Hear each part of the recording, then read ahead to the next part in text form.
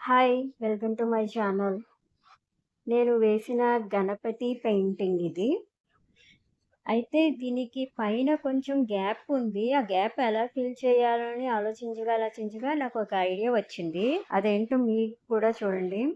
First నేను ear buds తీసుకొని dark orange colour dots లాగా కొంచెం గ్యాప్ ఇచ్చి ముందు పెన్సిల్‌తో డ్రా చేశాను కదా! ఆ లైన్ పైన కొంచెం కొంచెం గ్యాప్ ఇచ్చి వరసగా డాట్స్ పెట్టుకుంటూ వచ్చాను. కనిపిస్తుంది కదా మీకు. అది డార్క్ ఆరెంజ్ కలర్ రెడ్‌లా కనిపిస్తుంది వీడియోలో.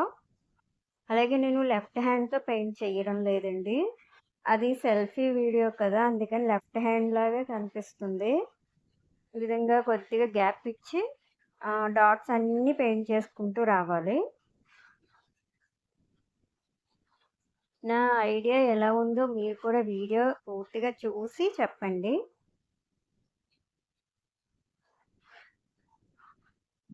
ఇయర్ బడ్స్ ఎందుకు యూజ్ చేశానంటే కరెక్ట్‌గా డాట్స్ అన్నీ ఒకేలా వస్తాయని యూజ్ చేశాను. ఇలా మొత్తం 2 వైపులో కూడా పెయింట్ చేసేసాను. తర్వాత వాటి మధ్యలో గ్యాప్ ఉంది కదా! అక్కడ ఇంకొక కలర్ అంటే లెమన్ యెల్లో కలర్ పెయింట్ చేశాను. యెల్లో కలర్ తీసుకొని ఆరెంజ్ కలర్‌కి మధ్యలో గ్యాప్ ఉంది కదా! ఆ గ్యాప్ ఫిల్ చేస్తూ ఇలా డాట్స్ అనేవి పెడుతూ రావాలి. సేమ్ ఆరెంజ్ కలర్ ఎలాగా పెట్టామో అలానే యెల్లో కలర్ పెట్టాలి. అయితే నాకు ఇలా డాట్స్‌లా పెట్టిన తర్వాత ఇది పూలదండల్లాగా ఉంటాయి అనుకున్నాను. కానీ ఇది కూడా నచ్చలేదు నాకు. దాన్ని ఇంకా మార్చాను చూడండి. ఇప్పుడు ఇటువైపు ఇది మీకు నిజమైన బంతిపూల దండలా కనిపిస్తుంది కదా!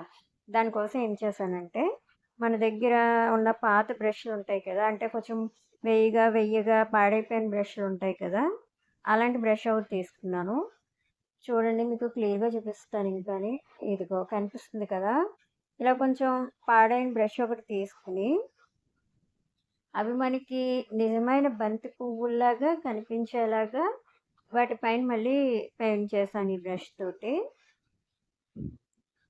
ఇప్పుడు కొంచెం లైట్ ఆరెంజ్ తీసుకున్నాను. సారీ ఆరెంజ్ కాదు. యెల్లో తీసుకున్నాను. ఇప్పుడు మనం డాట్స్ పెట్టాం కదా! ఆ డాట్స్ పైన కొంచెం పువ్వు రేఖలు ఉన్నట్టుగా కనిపించేలాగా ఈ బ్రష్ తోటి పెయింట్ చేశాను. చూడండి ఇప్పుడు బంతి పువ్వుల్లా కనిపిస్తున్నాయి కదా!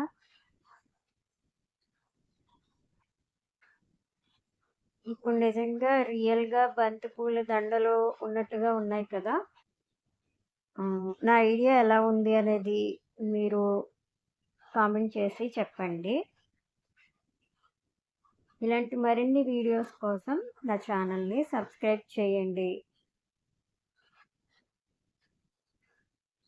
మొత్తం అంతా ఈ విధంగానే పెయింట్ చేసేయాలి. చేసేసిన తర్వాత ఫైనల్ లుక్ ఎలా ఉందో మీకు చూపిస్తాను.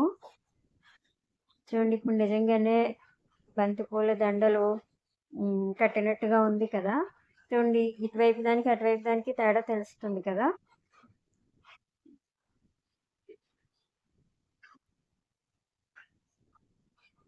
ఇప్పుడు ఇంకా ఫైనల్‌గా నా గణపతి డ్రాయింగ్ మొత్తం చూపిస్తాను చూడండి. Thanks for watching. Please subscribe.